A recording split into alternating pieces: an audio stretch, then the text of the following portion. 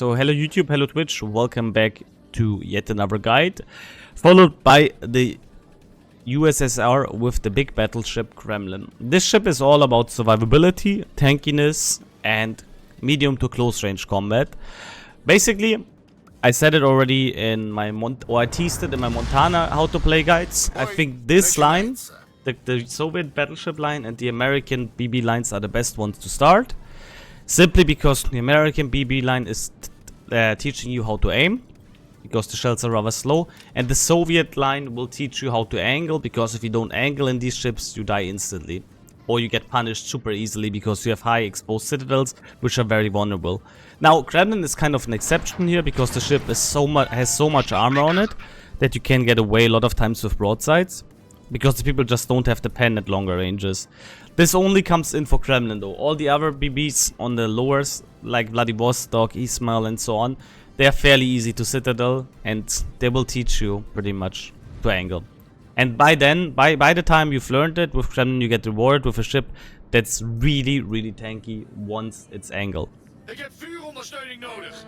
I mean, in general they're all pretty tanky when they're angled, but this thing is like an absolute beast because you have so much armor.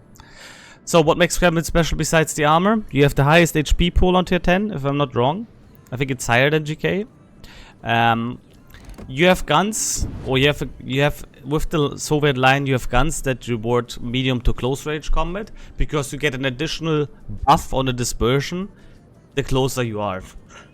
Basically, at 11-12 km, your guns and lower, your guns will be like rail guns, which kind of connect to each other, because there's an additional bonus the closer you get. At the maximum threshold you reach at either 11 or 12 km. I'm not sure about that value always. I think it's 11 km.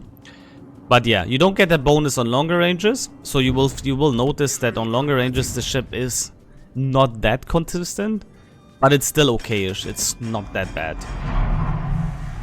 AA wise, it's okay.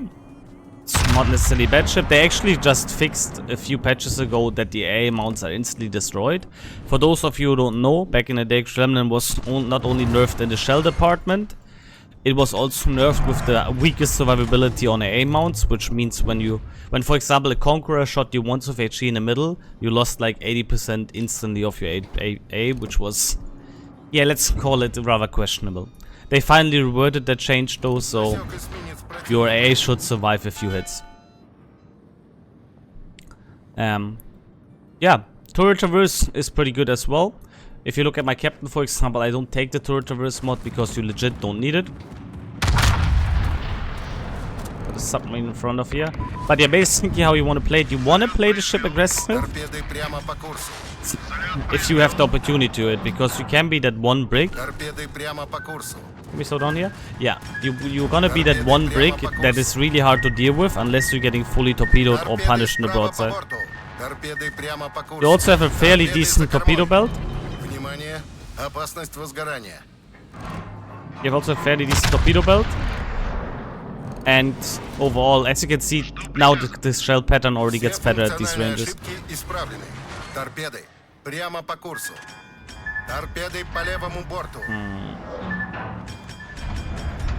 Here, for example, I'm actually going to turn away. First of all, I don't want to chase the submarine, and I don't want to end up in a kiting Conqueror. Like, a kiting Conqueror is one of the worst things against us, because he literally just ignores our armor and spams HE regardless. One thing also worth noting when it comes to Kremlin, you have limited damage cons. Now that's good and bad. The good thing is, if you don't like extinguish a single fire and actually use them wisely, you have more than enough with 5. 5 doesn't sound like a lot, but it's actually a lot. So it teaches you to finally not always DCP that one fire instantly, which is good. If you don't do it, you learn the hard way that you run out of damage cons. I rarely run out of damage cons with this thing. I think out of 10 games in Kremlin, I probably run out like maybe once. Also, you can see the really good dispersion on close range, smashing that Luyang. But yeah, it teaches you that way. The upside, there's not only a downside that you have limited DCPs. The upside is they have a very short cooldown. Which means if you need them rapidly for, let's say you get a triple fire, you DCP it, and then 20 seconds later or 30 seconds later you get a double flood, then you will have it nearly instantly again because the cooldown is very, very short. Good. Yu Lo Yang died. That means we can now go into A cap. I'm gonna go for one little HC Sabo here on the Conqueror as well. And back to AP. As you can see, another upside of Kremlin is the guns are fairly easy to aim, the shells are really fast. And we also have quite some decent fire chance, right? 45%, yeah, it's not too bad. Now I'm gonna go looking at the minimap, I'm gonna go into the objectives with the Jarsword and the lines. And I'm gonna get myself ready for the mines. One thing I forgot to mention, one thing I forgot to mention is that this ship also has really, really good concealment.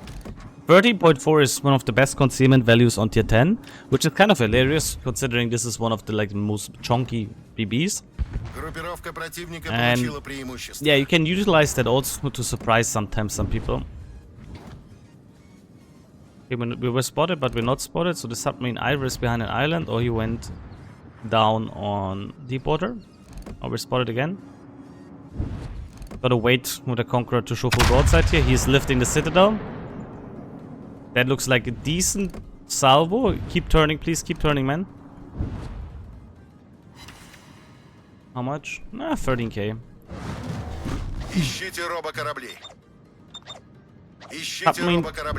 Submarine should be in submarine surveillance. No? Ah, there he is. Good, he is.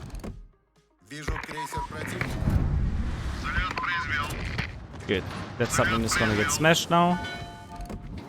Conqueror is opening up again. I saw that.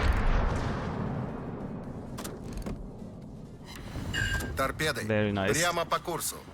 We got 2 hits here. I'm gonna eat 1 torpedo here most likely because I wanna angle this way. Could have dodged it though, so that goes kind of on my book here. I'll DCP it because I don't want to lose my engine. And now the L-20 is dead. Nice. We're gonna ignore the Conqueror because we don't need to deal with him for now. He's just kiting its spawn. And we rather focus down the Bismarck and the mines. Submarine is gone. And now what we're gonna do is we're gonna turn south, angle against Bismarck, and then see. Like right now, the Conqueror is the least of our problems. We need to focus on the people pushing us, and we need to somewhat do something about B, because our team is, as you can see, dying like flies.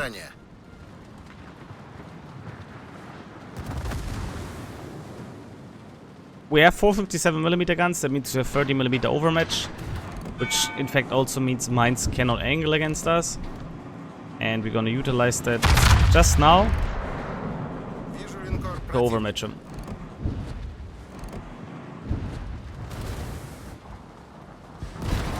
Now, I need to kind of hope in this game here that the enemy team wants to overextend. Our Trump is AFK. Yeah, our Trump is AFK. No wonder he's not moving the whole time. That's very unfortunate for us, because that's the ship we would read right now desperately against Cossack and Holland. It's a bit annoying. Like, the Trump would be really something that could help us, like, kind of swinging the battle around. We have to play it very, very defensive here. I need to utilize the terrain against the DDs. At the same time, we also need to be a bit closer to somehow punish the enemies, because we are running out of points. We're not only down on ships, but we're also running down heavily on points. I'm spotted by one of the DDs. Well aware of that. I hope Monty and Jarsword can keep the Conqueror busy for now.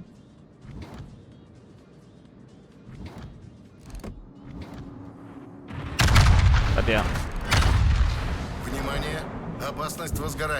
I'm gonna let that fire burn. It's okay, my heal is gonna be a bit... It's gonna be a bit in pain, but it is what it is. Here you can see the fairly strong armor, by the way, of the ship. Now I'm gonna turn fully away here. There might be torps of a DD already coming. Yeah, there they are. I'm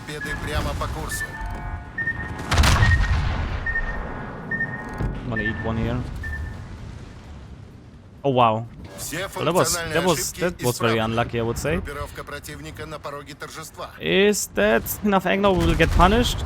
No, it's still, Внимание, it was still good опасность enough. возгорания. That's like in the Soyuz, I would have probably died here, by the way. Just letting you know, in comparison when it comes to the armor. But nevertheless, this game is pretty much over. We have nobody really Подтверждаю. being able to help us right now. It would have been cool, like if our Trump would be here, we could play far more effective against the DDs and so on. We might be able to still kill the Zhao here though, which would be kind of a cool last minute kind of mini victory for me. And as you can see here, the perfect dispersion at close range. It's not gonna finish him, no! Все функциональные ошибки Oh, you gotta be исправлены. kidding me, man. Торпеды по левому Yeah, this is борту. just over here. Торпеды за кормой.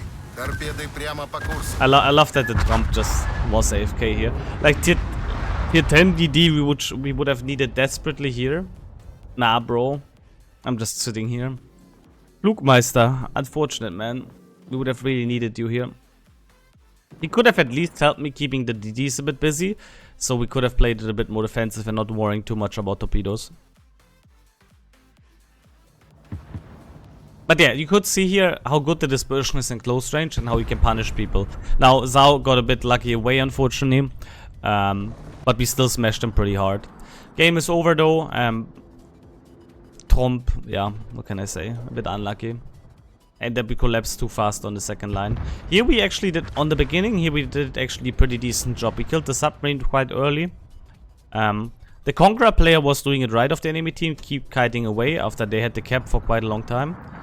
But BC completely collapsed. I'm still happy with the result though. We got Confederates, showed some strength of the ships, and even that the sea could barely citadel us on that range was kind of a nice demonstration how strong the armor can be, because you legit just need the slight angle and people will be unable to citadel you and only get like pens or what is it called, or shatters. Just gonna quickly wait until the game is over so we see the end game result. Shouldn't take too long. Oh wait, I just noticed now that the alliance is Jaberwalk Lamal. I didn't even pay attention. That's a view of mine. Rip bro 07. I mean, you lived pretty long. Anyway, GG. Game over. We end up being first on the team by quite a bit. Uncompensated. That the Trump got 44 XP for moving into rock is kind of unjustified. I still wish it would have been 0 XP, to be honest. But it is what it is. We ended up Confederate. If we look at the detailed report, we took quite a beating, considering we ate quite some torpedoes as well. This is still a pretty high damage number. Without the torps, and if you can actually like utilize through all your heals and maybe even have Kuznetsov on, you will often see damage received over 200k in this ship. Yeah, we did quite a lot of damage to the submarine. Also quite a lot to the Conqueror. Zhao we pretty much killed, nearly, unfortunately lived in the end. Some damage to Luoyang, which is not to be underestimated, and some other ships.